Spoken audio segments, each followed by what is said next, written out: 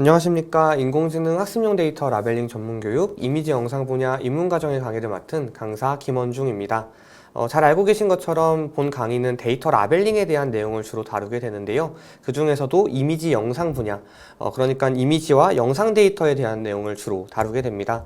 그래서 모든 강의는 입문부터 기본 심화까지 이렇게 세 단계로 구성이 되어 있고요.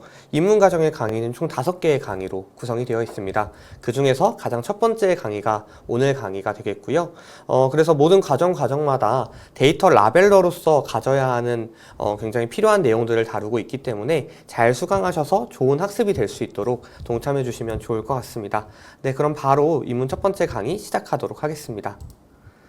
네, 모든 자료는 복사 및 재배포가 금지되어 있다는 점 명심해 주시면 좋을 것 같고요. 말씀드린 것처럼 입문 과정은 총 5개의 강의로 구성이 되어 있습니다. 총 1장부터 5장까지 5개의 강의 중에 첫 번째 데이터 라벨러 직무 및 전망에 대한 내용을 오늘 강의에서 다루게 됩니다. 그래서 학습 목표 같이 살펴보시면 데이터 라벨러의 전망에 대해서 먼저 알아볼 거고요. 데이터 라벨러의 업무와 그 중요성에 대해서 함께 살펴보고자 합니다. 데이터 라벨링이라는 개념이 좀 생소하실 수 있다 보니까 데이터 라벨러는 그러면 어떤 업무를 하는 것이고 또 어떤 중요성이 있는지를 처음부터 알고 시작하는 것이 이 데이터 라벨링 교육에 있어서 중요하기 때문에 본 강의가 다른 강의에 비해 비교적 짧을 수 있지만 굉장히 핵심적인 내용들을 다루고 있으니까요. 집중해서 잘 들어주시면 좋을 것 같습니다. 네, 그럼 가장 먼저 데이터 라벨러는 무엇인지 이것부터 저희가 한번 살펴보아야 되겠죠. 데이터 라벨러는 데이터 라벨링이라는 개념하고 뗄래야 뗄 수가 없는 그러한 개념입니다. 데이터 정제 및 데이터 라벨링을 수행하는 사람을 저희가 데이터 라벨러라고 부르는데요. 그렇다면 데이터 라벨링은 무엇인가? 인공지능이 학습할 수 있도록 데이터에 정보를 부착하는 활동 이렇게 되어 있죠. 저희가 앞서 이제 공통교육 과정에서 데이터 라벨링에 대한 기본적인 내용들을 듣고 오셨을 수도 있습니다. 한 번 더 이제 설명을 드리면 데이터 라벨링이라는 것은 결국에는 인공지능이라는 것은 결국엔 하나의 기계이거든요. 이 기계가 학습을 하기 위해서는 사람이 보는 것과 다른 방식으로 모든 것들을 보기 때문에 이 데이터도 우리가 보는 이미지, 우리가 보는 영상과 다르게 인공지능이 볼 수 있는 형태로 바꿔주는 작업이 필수적이라는 거죠. 그게 이제 바로 데이터 라벨링이라는 작업을 의미하는데요. 그러면 이 작업을 수행하는 사람을 저희가 데이터 라벨러라고 한다. 이렇게 이제 개념에 대한 설명을 드릴 수 있을 것 같습니다. 그렇다면 데이터 라벨러는 왜 중요한가? 이것 또한 데이터 라벨링이 왜 중요한가라는 개념으로 또 미루어 볼 수 있겠는데요. 4차 산업시대, 이제 모든 산업마다 인공지능은 필수가 되어가고 있죠. 그런데 이 인공지능은 결국엔 라벨링 데이터를 바탕으로 개발하게 됩니다. 데이터가 있어야 이 데이터를 가지고 인공지능을 개발하고 인공지능이 저희 서비스 개발에 적용될 수 있게 되는 것이죠. 결국엔 4차 산업혁명 시대에 인공지능이 도입되기 위해서는 데이터 라벨링이 필수적이라는 거, 이것이 한 가지 중요한 포인트가 되겠고요. 심지어 이제 인공지능의 성능 자체가 데이터의 품질로 인해서 결정된다라고 볼 수 있습니다. 좋은 양질의 데이터로 학습한 인공지능이 더 빠르게 더 좋은 성능을 낼 수 있다는 점에서 데이터가 굉장히 중요하고 이 데이터를 다루는 데이터 라벨링의 과정 그리고 이 과정에 참여하는 데이터 라벨러가 중요할 수밖에 없다는 것이죠. 그래서 이 강의를 들으시고 실제로 이제 장기적으로 데이터 라벨러로 참여하시게 되면 그러한 좀 자부심을 가지셔도 좋을 것 같습니다. 우리 실생활에 사용되는 수많은 인공지능들이 우리의 손으로 만들어진다는 것과 다르지 않기 때문이죠. 그래서 데이터 라벨러도 데이터 라벨링과 마찬가지로 굉장히 중요하다는 거 기억을 해주시면 좋을 것 같습니다. 그렇다면 데이터 라벨러의 자격 요건은 어떻게 되는가? 데이터 라벨링이 굉장히 중요한 것과 반대로 데이터 라벨러는 크게 어떠한 높은 기술이나 어떠한 역량을 요구하진 않습니다. 컴퓨터와 스마트폰을 배우고 사용할 수 있는 누구나 데이터 라벨러가 될 수 있다는 것이 데이터 라벨러의 또 하나의 큰 장점입니다. 그래서 뭐 취준생이라던가 경력 단절자, 은퇴자뿐만 아니라 장애가 있으신 분들 혹은 북한 이탈 주민과 같은 사회적 취약계층도 데이터 라벨러로 활약할 수 있습니다. 실제로 인공지능 학습용 데이터 구축 사업과 같은 대규모 라벨링 사업에 많은 분들이 참여하시게 되는데요. 그 안에도 많은 이제 사회적 취약계층뿐만 아니라 다양한 이제 분들이 참여하심으로써 굉장히 다양한 분들이 데이터 라벨러로 실제 활약을 하고 있기 때문에 이 강의를 들으시는 분들도 많이 참여하실 수 있을 것이라 기대가 됩니다. 데이터 라벨러의 전망에 대해서 좀 살펴보고자 합니다. 데이터 라벨러 자체가 실제로 지금 국가직무능력표준 NCS라는 개념이 있는데, 이것은 이제 산업 현장에서 직무를 수행하는 데 필요한 능력을 국가가 표준화하는 것이거든요.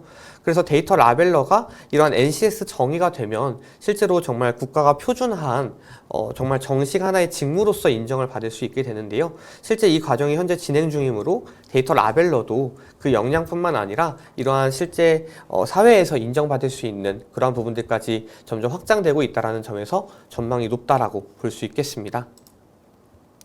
그래서 데이터 라벨러는 데이터 라벨링에 관련된 다양한 직업에 종사할 수 있게 되는데요. 라벨러뿐만 아니라 데이터 라벨링한 것을 검수하는 검수자, 그리고 퀄리티와 프로젝트를 관리하는 QM, PM까지도 확장되어 나갈 수 있다는 점이 또 한 가지 특징이 되겠습니다. 그렇다면 데이터의 라벨러, 이 업무는 어떻게 될까요?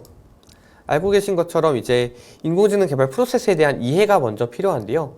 데이터 라벨러는 인공지능 개발 프로세스에 대한 이해를 기본적으로 가진 상태에서 인공지능이 어떠한 단계를 거쳐 개발되는지 그 과정을 이해한 상태에서 데이터 라벨링이 가지는 중요성을 이해하고 그 성취감을 느끼며 일할 수 있게 됩니다. 그래서 이 프로세스에 대한 부분도 저희가 이 장에서 좀 자세하게 다룰 예정입니다.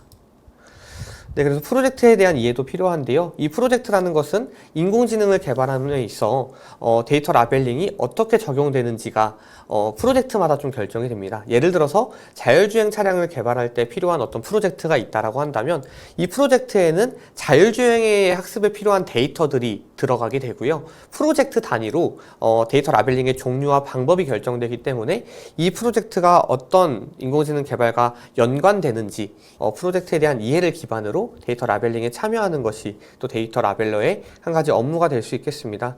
그래서 참여자 모두가 동일한 목표 지향점을 가지게 되는 것이 바로 프로젝트의 이해다, 이렇게 보실 수가 있겠고요. 라벨링 가이드라인에 대한 이해가 필요합니다. 가이드라인이라는 것은 한 프로젝트마다 존재를 하게 되는데요. 데이터 라벨링이라는 것은 결국엔 데이터에 대해서 인공지능이 학습할 수 있는 형태의 무언가 정보를 부착하고 작업을 해주는 것인데, 이 작업에 대한 매뉴얼이 바로 가이드라인입니다.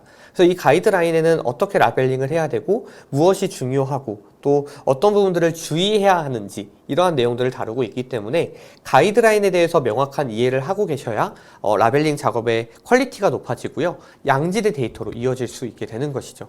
그래서 실제로 데이터 라벨러로서 어떤 업무에 참여하실 때 모든 프로젝트마다 이 가이드라인은 분명히 있을 것입니다. 그래서 데이터 라벨러 분들은 가이드라인을 꼼꼼하게 그리고 명확하게 이해하고 있어야만 라벨링 작업에 오해가 없고 또 불량이 없기 때문에 가이드라인을 잘 이해할 수 있다는 게 굉장히 중요하고요. 또 한 가지는 프로젝트에 따라서는 전문적인 지식을 필요로 하는 경우가 있습니다. 저희가 3장에서 좀 자세한 내용들을 다룰 때 보면 프로젝트마다 전문적인 지식이 필요한 경우들이 있습니다. 예를 들어서 의료 분야라던가 혹은 어떤 식물의 질병을 파악해야 하는 그런 프로젝트에 대해서는 전문적인 지식이 필요한데, 이 지식 또한 가이드라인에 잘 명시가 되어 있을 것이기 때문에 가이드라인을 잘 볼 수 있는 것이 굉장히 중요하겠습니다. 마지막으로 사실 데이터 라벨링을 잘 해야 되겠죠. 라벨러는 정교한 데이터 라벨링 업무를 수행해야 합니다. 대부분 수작업으로 이제 컴퓨터 혹은 스마트폰을 통해서 이루어지는데, 가이드라인을 이해한 것을 바탕으로 정교하게 라벨링을 할 수 있는 것이 중요하고요. 이 라벨링 데이터가 인공지능 성능에 영향을 줄 수 있는 만큼 정교한 데이터 라벨링 업무를 수행할 수 있어야 합니다. 그리고 무엇보다 가장 중요한 역량은 소통 역량입니다. 데이터 라벨러는 실제로 근무를 하시게 되면 관리자, 퀄리티 매니저와 프로젝트 매니저와 같은 매니저들과 소통을 하시게 되는데, 적극적으로 소통을 해야 하고 또 오해가 없도록 클리어하게 명확하게 지금 어떤 부분에 대한 질문인지, 그리고 그 질문에 대한 어떤 답변을 받으셨을 때 잘 이해가 될 수 있도록 원만한 소통 관계가 있어야만 이 프로젝트 자체가 잘 돌아갈 수 있기 때문에요. 관리자와의 소통도 굉장히 중요하고요. 최근에는 사실 코로나로 인해서 이제 원격으로 작업을 하는 경우가 많다 보니까 SNS라던가 다른 커뮤니티를 통해서 소통하는 경우도 많은 만큼 이 소통 능력이 굉장히 중요한 역량이 되겠습니다.